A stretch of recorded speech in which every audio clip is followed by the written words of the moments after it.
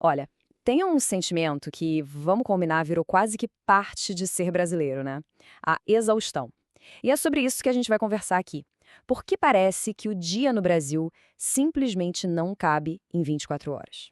Sabe aquela sensação de acordar já devendo umas 8 horas de sono para o universo? Parece que a conta do descanso está sempre no vermelho, né? E o mais impressionante é que esse sentimento conecta milhões de pessoas todo o santo dia, antes mesmo de tomar o primeiro café. Mas ó, a questão é que isso não é uma falha pessoal, sabe? A ideia aqui é entender essa exaustão coletiva como um fenômeno cultural. Uma espécie de pandemia silenciosa que pega todo mundo, até quem está fazendo tudo certinho e mesmo assim chega no fim do dia sem bateria nenhuma. Então vamos lá. Para a gente entender da onde vem esse cansaço todo, a gente precisa primeiro dar uma olhada no cenário, no ambiente que alimenta isso. É o que a gente está chamando aqui de a estética da correria. E o primeiro ponto dessa cultura é uma coisa que a gente pode chamar de otimismo obrigatório. Sabe como é? Aquela habilidade que a gente desenvolve, quase uma arte, de olhar para o caos, dar aquela respirada funda, soltar um fazer o quê, né? E só seguir em frente. É um jeito de sobreviver, claro, mas que acaba fazendo o absurdo parecer normal. Isso, claro, muda completamente a nossa realidade. Pensa bem, no Brasil, principalmente nas cidades grandes, o tempo virou a moeda de troca principal. Ninguém pergunta mais fica a quantos quilômetros. A pergunta é sempre, mas leva quanto tempo para chegar? E o efeito disso na prática, nossa, é impressionante. 20 quilômetros viram fácil uma viagem de 1 hora e meia. Isso num dia bom, hein? É óbvio que essa lógica bagunça completamente o jeito que a gente planeja e vive a vida. Beleza. Com esse cenário em mente, a gente pode avançar para o que talvez seja o coração do problema, a ideia do descasso como um item de luxo. E é aqui que a coisa fica interessante.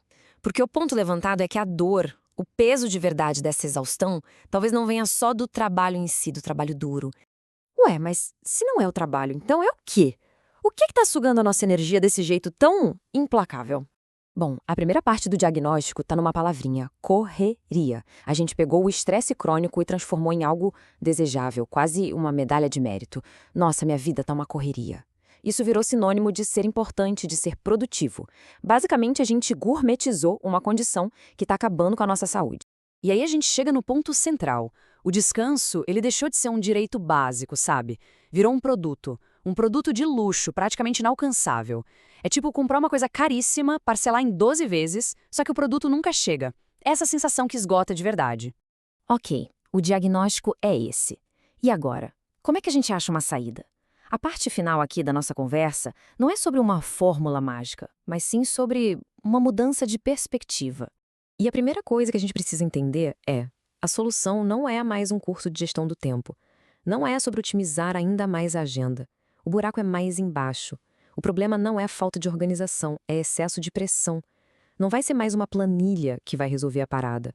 A verdadeira virada de chave, a mudança de mentalidade, é uma ideia que hoje em dia soa quase radical. Desamarrar o valor de uma pessoa da sua produtividade. Entender que o nosso valor não está no quanto a gente faz, mas sim no que a gente é. Descansar não é um prêmio que se ganha por ter produzido muito. É uma necessidade. Simples assim. Fundamental.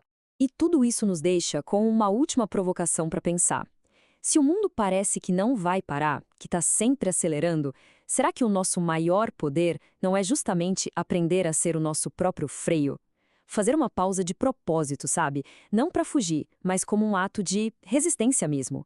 É uma ideia para a gente levar e refletir.